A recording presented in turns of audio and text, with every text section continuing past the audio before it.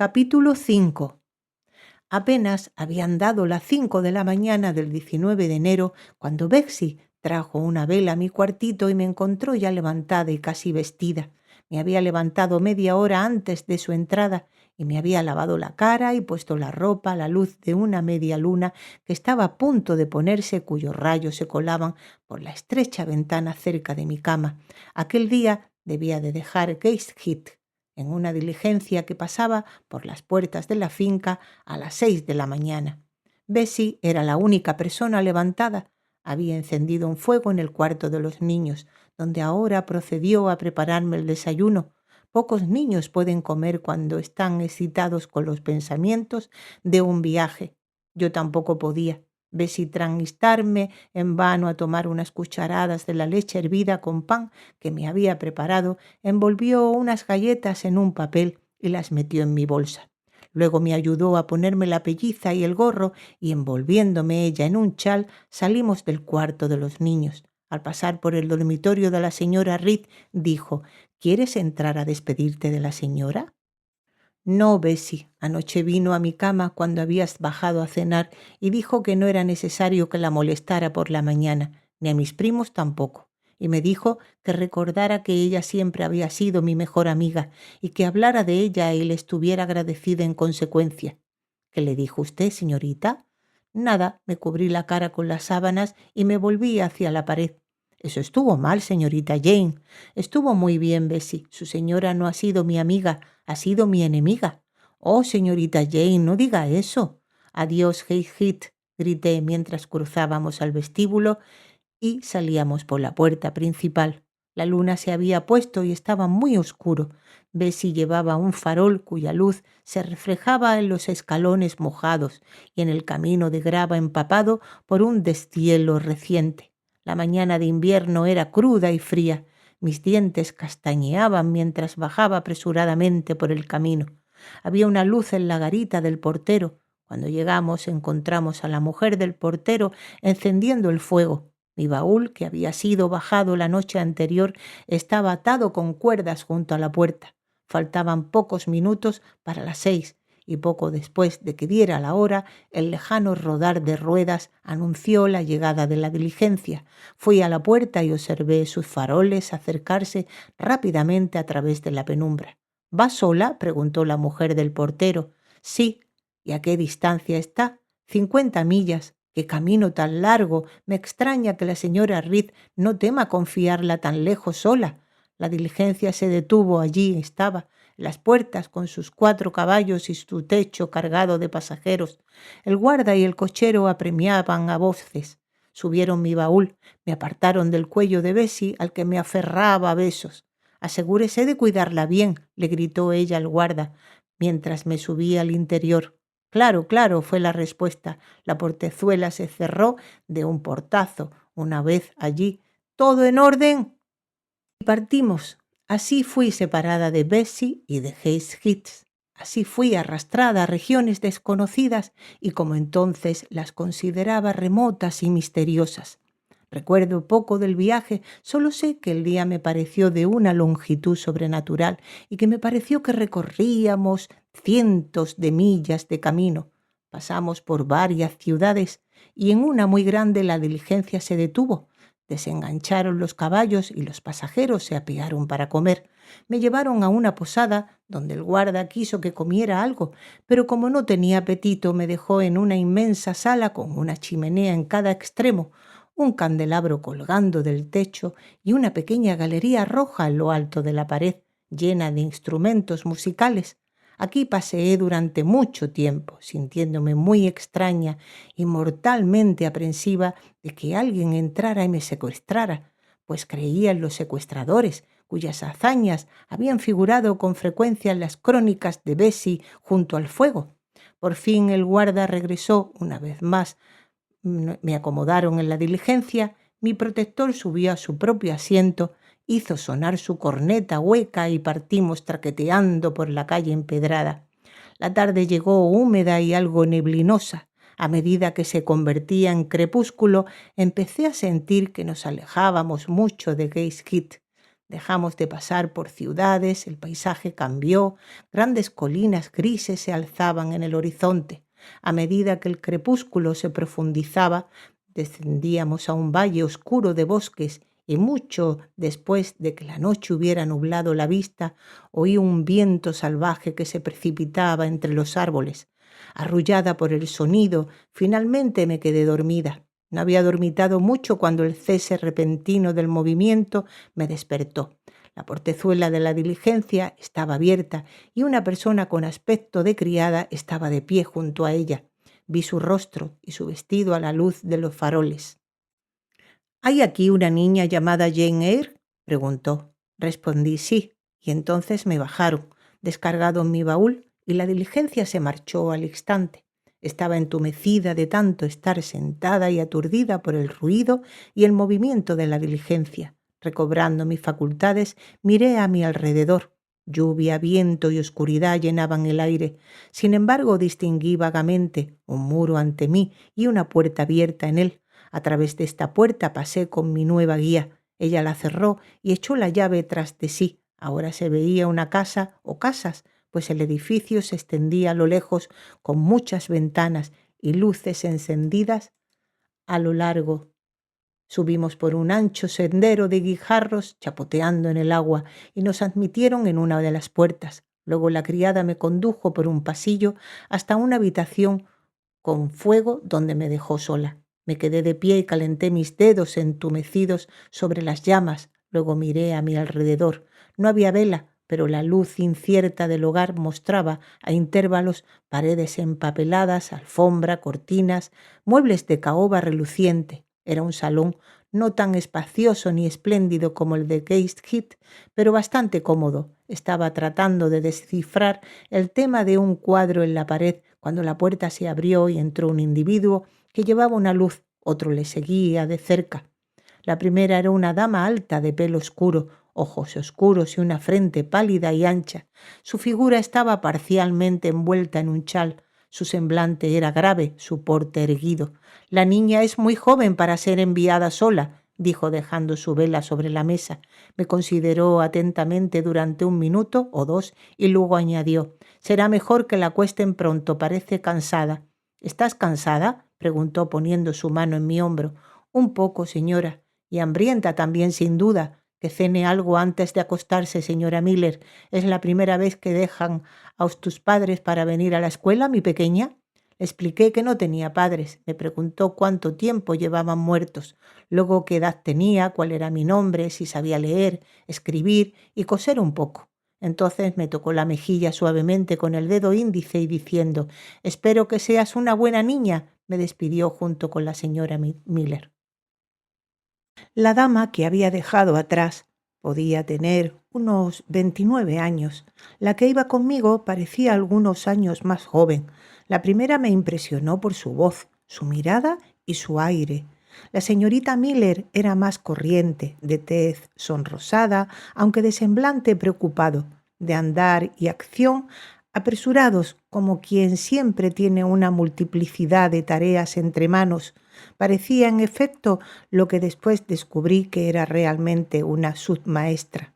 Guiada por ella, pasé de compartimento en compartimento, de pasillo en pasillo, de un edificio grande e irregular, hasta que, emergiendo del silencio total y algo lúgubre que impregnaba esa parte de la casa que habíamos atravesado, nos encontramos con el murmullo de muchas voces y al instante entramos en una sala ancha y larga, con grandes mesas de pino, 2 en cada extremo, sobre cada una de las cuales ardían un par de velas, y sentadas alrededor en bancos, una congregación de niñas de todas las edades, desde los 9 o 10 hasta los 20 años. Vistas a la tenue luz de las velas de sebo, su número me pareció incontable, aunque en realidad no excedía de 80. Iban vestidas uniformemente con vestidos de estameña marrón de hechura anticuada y largos delantales de tela de Holanda. Era la hora de estudio. Estaban ocupadas repasando la lección del día siguiente, y el murmullo que había oído era el resultado combinado de sus susurradas repeticiones. La señorita Miller me hizo señas para que me sentara en un banco cerca de la puerta. Luego caminó hasta el final de la larga sala y gritó: «Monitoras, recoged los libros de lecciones y guardadlos». 4 chicas altas se levantaron de diferentes mesas y dando la vuelta recogieron los libros y los retiraron. La señorita Miller volvió a dar la orden: «Monitoras, traed las bandejas de la cena». Las chicas altas salieron y regresaron al momento, cada una con una bandeja con porciones de algo no sabía qué dispuestas sobre ella, y una jarra de agua y una taza en el centro de cada bandeja.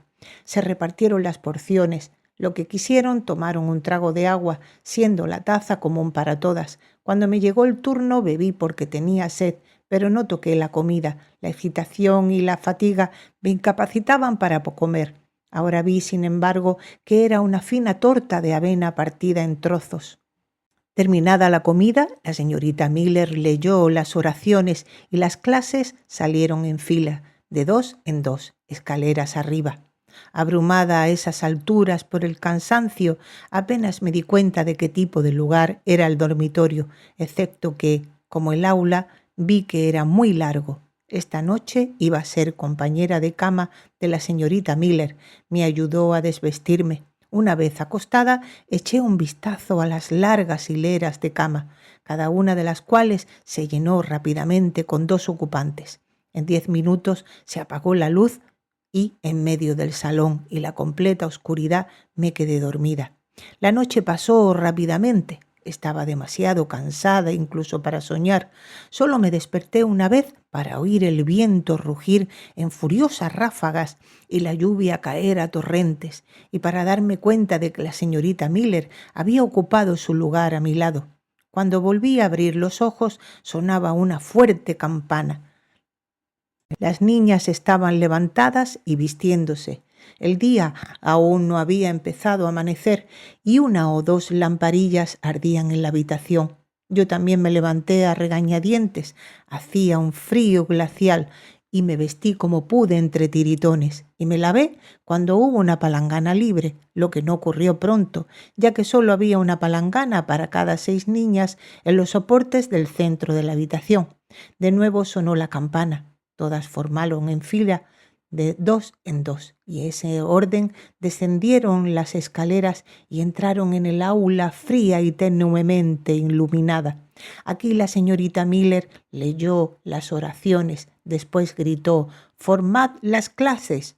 Siguió un gran tumulto durante algunos minutos, durante las cuales la señorita Miller exclamó repetidamente: «¡Silencio! ¡Orden!». Cuando amainó, las vi a todas dispuestas en 4 semicírculos frente a 4 sillas colocadas en las 4 mesas. Todas sostenían libros en sus manos y un gran libro, como una Biblia, yacía sobre cada mesa, ante el asiento vacío.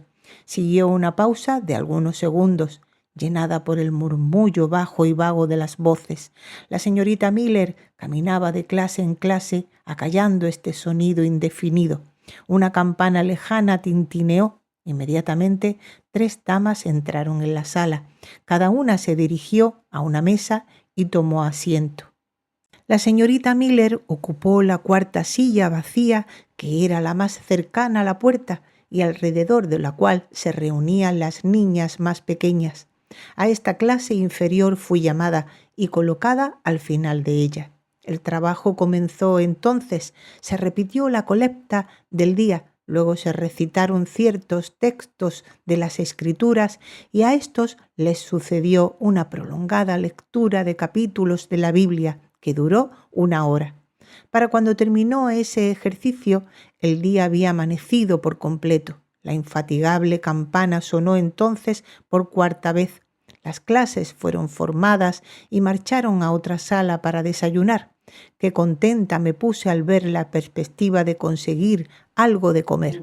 Estaba ya casi enferma de inanición, habiendo comido tan poco el día anterior.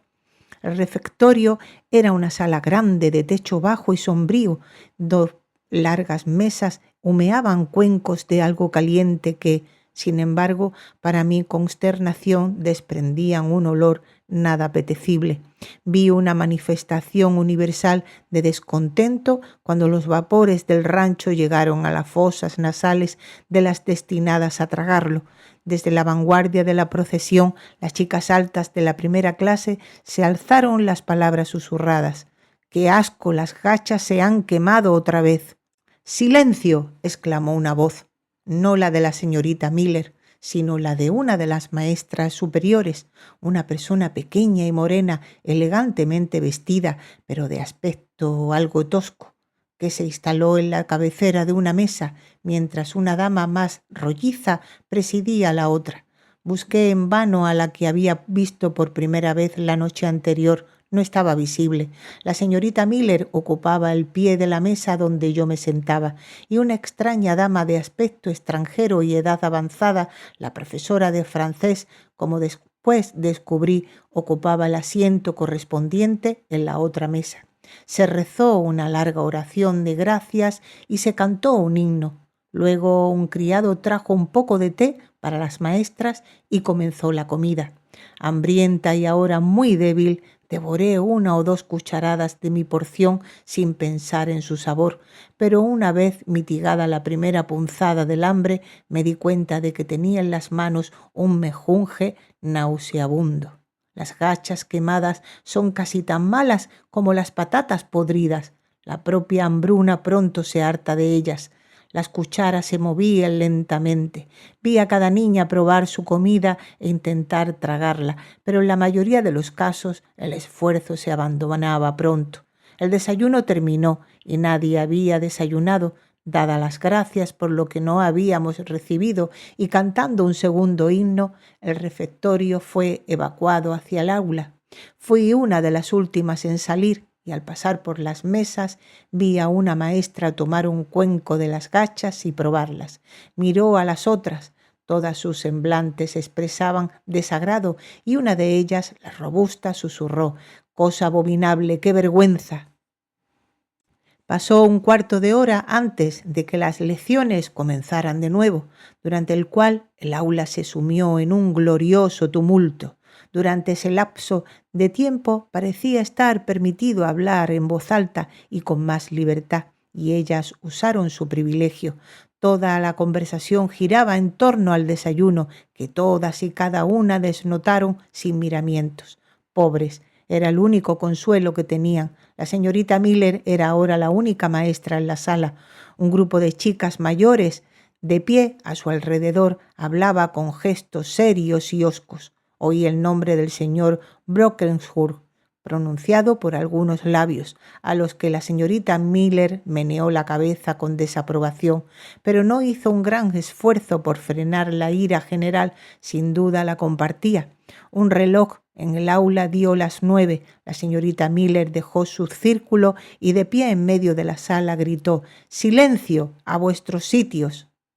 La disciplina prevaleció. En 5 minutos la confusa multitud se resolvió en orden y un silencio comparativo acalló el clamor de Babel de las lenguas.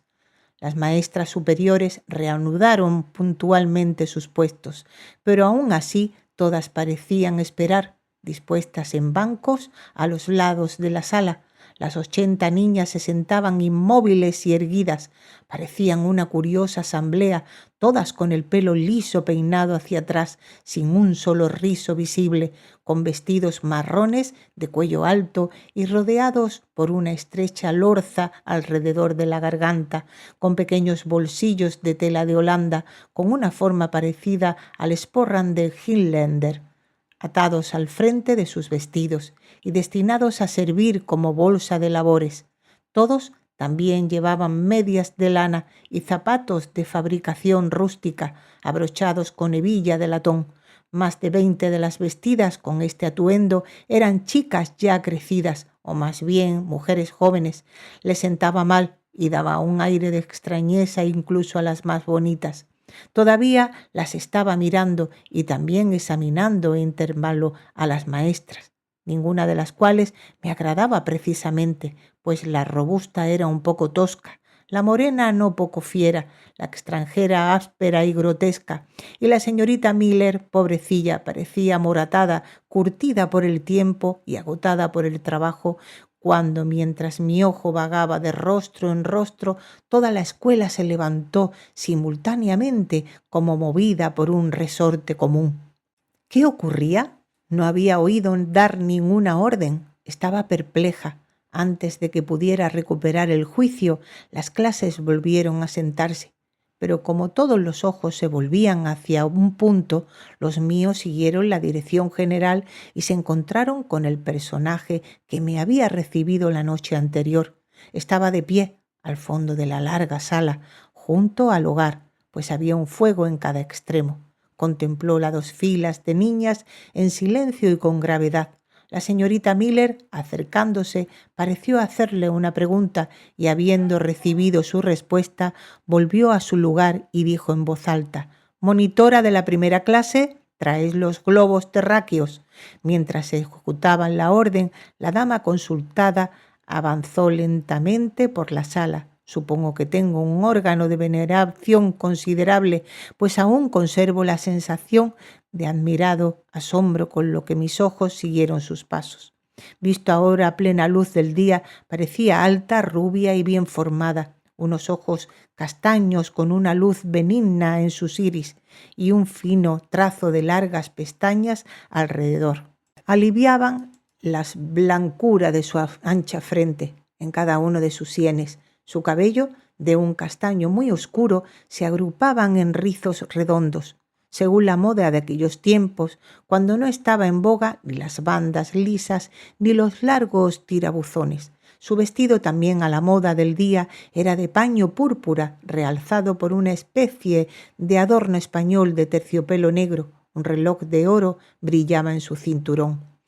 Añada el lector, para completar el cuadro, rasgos refinados, una tez, si bien pálida clara, y un aire y porte majestuosos, y tendrá al menos, tan claramente como las palabras pueden darlo, una idea correcta del exterior de la señorita Temple, María Temple, como vi después el nombre escrito en un libro de oraciones que se me confió para llevar a la iglesia. La superintendente de Lowood, pues tal era esta dama, habiendo tomado asiento ante un par de globos terráqueos colocados sobre una de las mesas, convocó a la primera clase a su alrededor y comenzó a dar una lección de geografía. Las clases inferiores fueron llamadas por las maestras. Las repeticiones de historia, gramática, etc. continuaron durante 1 hora. Siguieron la escritura y la aritmética, y la señorita Temple dio lecciones de música a alguna de las chicas mayores. La duración de cada lección se medía por el reloj, que finalmente dio las 12. La superintendente se levantó. «Tengo unas palabras que dirigir a las alumnas», dijo. El tumulto del cese de las lecciones ya estaba estallando, pero se acalló ante su voz y continuó. «Esta mañana habéis tenido un desayuno que no habéis podido comer. Debéis de estar hambrientas. He ordenado que se sirva a todas un almuerzo de pan y queso». Las maestras la miraron con una especie de sorpresa. «Se hará bajo mi responsabilidad», añadió en tono explicativo hacia ellas, e inmediatamente después abandonó la sala. El pan y el queso fueron traídos al momento y distribuidos para gran deleite y refrigerio de toda la escuela. Se dio entonces la orden: «al jardín». Cada una se puso un tosco sombrero de paja con cintas de calicó de colores y una capa de frisa gris. A mí me equiparon de manera similar y, siguiendo la corriente, salí al aire libre. El jardín era un amplio recinto rodeado de muros tan altos que excluían cualquier atisbo de vista. Una galería cubierta corría por un lado y anchos paseos bordeaban un espacio central dividido en veintenas de pequeños arriates. Estos arriates estaban asignados como jardines para que las alumnas los cultivaran, y cada arriate tenía una dueña. Cuando estuvieran llenos de flores, sin duda, se verían bonitos. Pero ahora, a finales de enero, todo era desolación invernal y decadencia parda. Me estremecí mientras estaba de pie y miraba a mi alrededor. Era un día inclemente para el ejercicio al aire libre, no positivamente lluvioso, pero oscurecido por una neblina amarillenta y llovizna. Todo bajo los pies seguía empapado por las inundaciones del día anterior. Las más fuertes de las niñas corrían y participaban en juegos activos, pero varias pálidas y delgadas se agrupaban en busca de refugio y calor en la galería, y entre estas, mientras la densa niebla penetraba en sus tiritantes cuerpos, oí con frecuencia el sonido de una tos cavernosa. Hasta el momento no había hablado con nadie, ni nadie parecía fijarse en mí. Estaba bastante sola, pero a ese sentimiento de aislamiento estaba acostumbrada. No me oprimía mucho. Me apoyé en un pilar de la galería, me ceñí bien mi manto gris y, tratando de olvidar el frío que me atenazaba por fuera y el hambre insatisfecha que me roía por dentro, me entregué a la tarea de observar y pensar. Mis reflexiones eran demasiado indefinidas y fragmentarias para merecer ser registradas. Apenas sabía todavía dónde estaba Hetty's Hill y mi vida pasada parecían haberse alejado a una distancia inconmensurable. El presente era vago y extraño y del futuro no podía formar ninguna conjetura. Miré alrededor del jardín de aspecto conventual y luego hacia la casa, un gran edificio, la mitad del cual parecía gris y antiguo, la otra mitad completamente nuevo. La parte nueva, que contenía el aula y el dormitorio, estaban iluminadas por ventanas de celosías que le daban un aspecto de iglesia. Una lápida de piedra sobre la puerta llevaba una inscripción: Institución Lobo. Esta parte fue reconstruida en el año de Nuestro Señor por Naomi Bronskenhurst, de Bronskenhurst Hall, en este condado.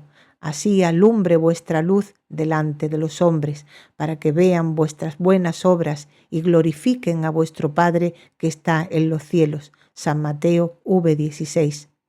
Leí estas palabras y una y otra vez sentí que le correspondía una explicación y fui incapaz de penetrar plenamente su significado. Todavía estaba meditando sobre el significado de institución y tratando de establecer una conexión entre las primeras palabras y el versículo de las Escrituras, cuando el sonido de una tos justo detrás de mí me hizo girar la cabeza. Vi a una niña sentada en un banco de piedra cercano. Estaba inclinada sobre un libro en cuya lectura parecía absorta. Desde donde yo estaba podía ver el título. Era Rasselas, un nombre que me pareció extraño y por consiguiente atractivo. Al pasar una hoja acertó a levantar la vista y le dije directamente: «¿Es interesante tu libro?». Ya había formado la intención de pedirle que me lo prestara algún día. «Me gusta», respondió tras una pausa de 1 o 2 segundos, durante los cuales me examinó. «¿De qué trata?», continué. Apenas sé de dónde saqué la osadía para entablar así una conversación con una extraña. El paso era contrario a mi naturaleza y a mis hábitos, pero creo que su ocupación tocó una fibra de simpatía en alguna parte de mí, pues a mí también me gustaba leer, aunque de un tipo frívolo e infantil. No podía digerir ni comprender lo serio o sustancial. «Puedes mirarlo», replicó la niña ofreciéndome el libro. Así lo hice. Un breve examen me convenció de que el contenido era menos atractivo que el título. Rasselas parecía aburrido para mi gusto, trivial. No vi nada sobre hadas, nada sobre genios, ninguna variedad brillante parecía extenderse sobre las páginas densamente impresas. Se lo devolví. Ella lo recibió tranquilamente y sin decir nada estaba a punto de volver a sumirse en su anterior estado de ánimo estudioso. De nuevo me aventuré a molestarla. «¿Puedes decirme qué significa lo que está escrito en esa piedra sobre la puerta? ¿Qué es la institución Lopu? ¿Esta casa donde has venido a vivir? ¿Y por qué la llaman institución? ¿Es diferente de otras escuelas de alguna manera? Es en parte una escuela de caridad. Tú y yo y todas las demás somos niñas de caridad. Supongo que eres huérfana. ¿No han muerto tu padre o tu madre? Ambos murieron antes de que yo pueda recordar, dije yo. Bueno, todas las niñas aquí han perdido a uno o ambos padres y esto se llama una institución para educar huérfanas. ¿No pagamos dinero? ¿Nos mantienen gratis? Pagamos, o nuestros amigos pagan, 15 libras al año por cada una. Entonces, ¿por qué nos llaman niñas de caridad? Porque 15 libras no es suficiente para la manutención y la enseñanza y la diferencia se cubre con donaciones. ¿Y quién dona?, pregunté yo. Diferentes damas y caballeros de buen corazón de esta vecindad y de Londres. ¿Y quién fue Naomi Brocklehurst? La dama que construyó la parte nueva de esta casa, como registra esa lápida, y cuyo hijo supervisa y dirige todo aquí. ¿Por qué? Porque es el tesorero y gerente del establecimiento. Entonces, esta casa no pertenece a esa dama alta que lleva un reloj y que dijo que íbamos a tomar pan y queso. ¿A la señorita Temple? Oh, no, ojalá fuera así. Ella tiene que responder ante el señor Brocklehurst por todo lo que hace. El señor Brocklehurst compra toda nuestra comida y toda nuestra ropa. ¿Y él vive aquí? No, a 2 millas de aquí, en una gran mansión. ¿Es un buen hombre? Es un clérigo y se dice que hace mucho bien. ¿Dijiste que esa dama alta se llama señorita Temple? Sí. ¿Y cómo se llaman las otras maestras? La de mejillas rojas se llama señorita Smith. Se ocupa de las labores y corta los patrones, pues nosotras hacemos nuestra propia ropa, nuestros vestidos y pellizas y todo. La pequeña de pelo negro es la señorita Scatcher. Enseña historia y gramática y escucha las repeticiones de la segunda clase.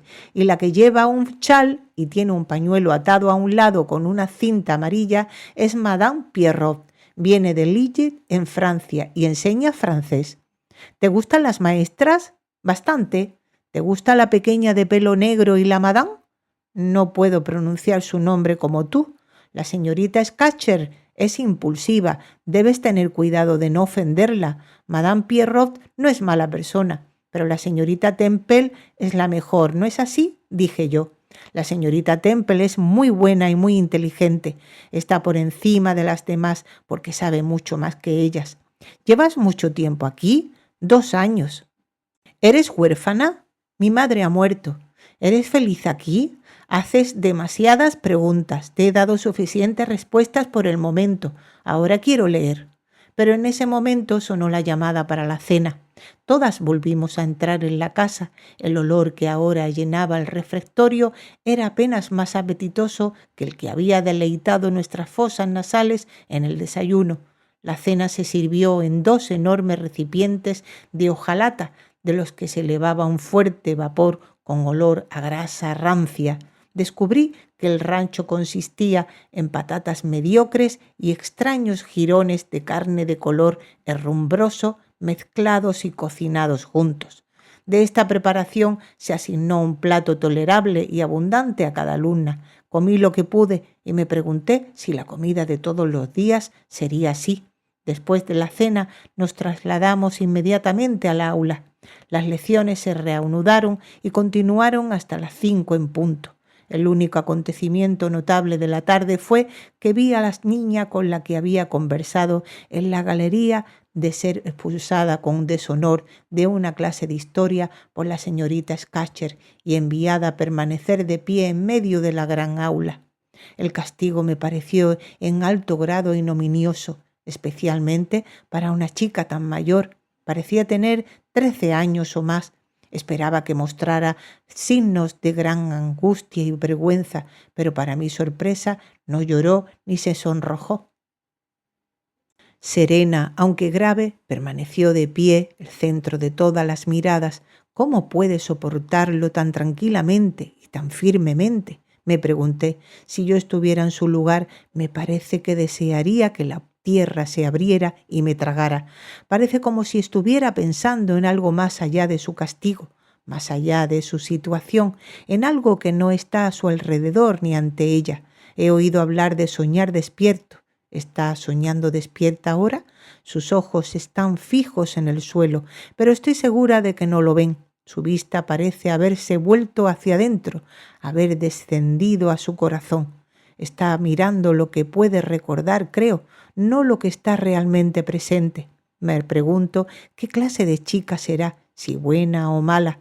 Poco después de las 5 de la tarde tuvimos otra comida, que consistía en una pequeña taza de café y media rebanada de pan moreno. Devoré mi pan y bebí mi café con deleite, pero me habría alegrado de recibir otro tanto. Todavía tenía hambre. Siguió media hora de recreo, luego estudio.